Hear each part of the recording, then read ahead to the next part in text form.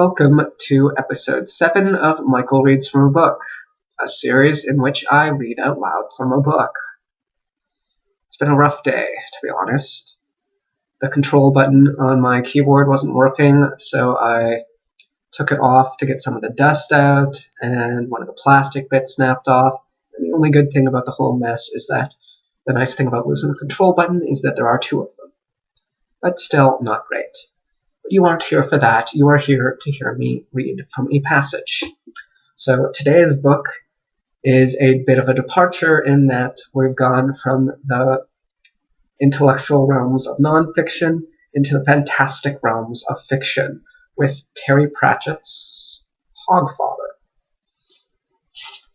This is from the very beginning of the book.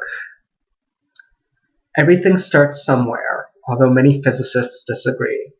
But people have always been dimly aware of the problems with the start of things. They wonder aloud how the snowplow driver gets to work, or how the makers of dictionaries look up the spelling of words. Yet there is the constant desire to find some point in the twisting, knotting, raveling net of space-time on which a metaphorical finger can be put to indicate that here is the point where it all began.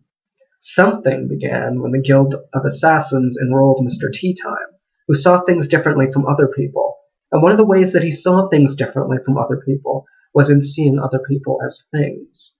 Later, Lord Downey of the Guild said, "We took pity on him because he lost both his parents at an early age. I think that on reflection, we should have wondered a bit more about that." But it was much earlier even than that when most people forgot that the very oldest stories are, sooner or later, about blood.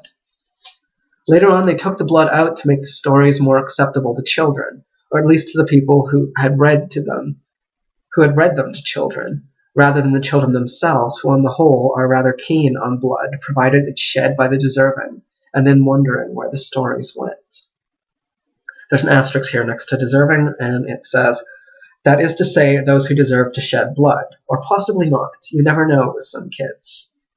And earlier still, when something in the darkness of the deepest caves and gloomiest forests thought, what are they, these creatures?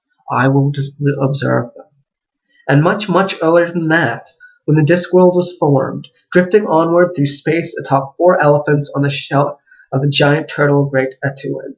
Possibly as it moves, it gets tangled like a blind man in a cobweb house, in those highly specialized little space-time strands that try to breed in every history they encounter, stretching and breaking them and tugging them into new shapes.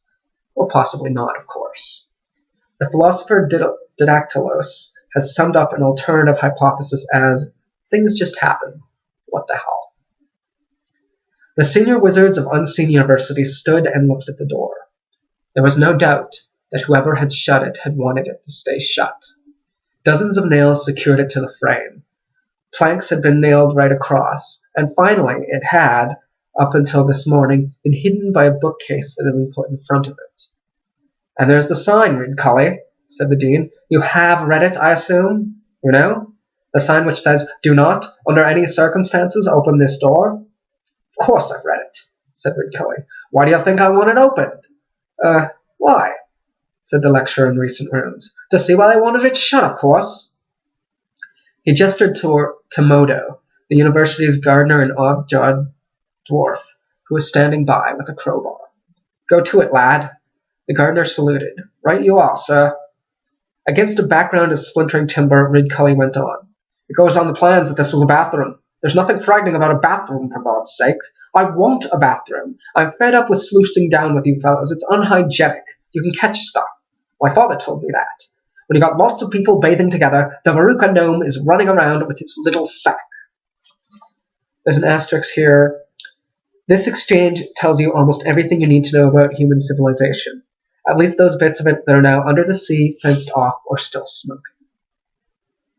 "Is that like the Tooth Fairy?" said the dean sarcastically. "I'm in charge here and I want a bathroom of my own," said Reed Cully firmly, "and that's all there is to it. I want a bathroom in time for Hog's Watch night, understand? And that's the problem with beginnings, of course. Sometimes you're dealing with occult realms that have quite a different attitude toward time. You get the effect a little way before the cause. From somewhere on the edge of hearing came a glingle, glingle, glingle noise, like little silver bells. At about the same time the Arch-Chancellor was laying down the law, Susan Stowe-Hewitt was sitting up in bed, reading by candlelight. Frost patterns curled across the windows. She enjoyed these early evenings. Once she had put the children to bed, she was more or less left to herself. Mrs. Gator was pathetically scared of giving her any instructions, even though she paid Susan's wages. Okay, that's the reading for today. I'm just realizing that I've had this book since at least high school, which means it is 14 years old now. It's a long time for a book to last in my possession. Usually they kind of disintegrate into pieces by now. Good power to you, Hogsworth. Hogfather. Hogsworth is a different type of fantasy story. Anyway, that's it for today. Goodbye.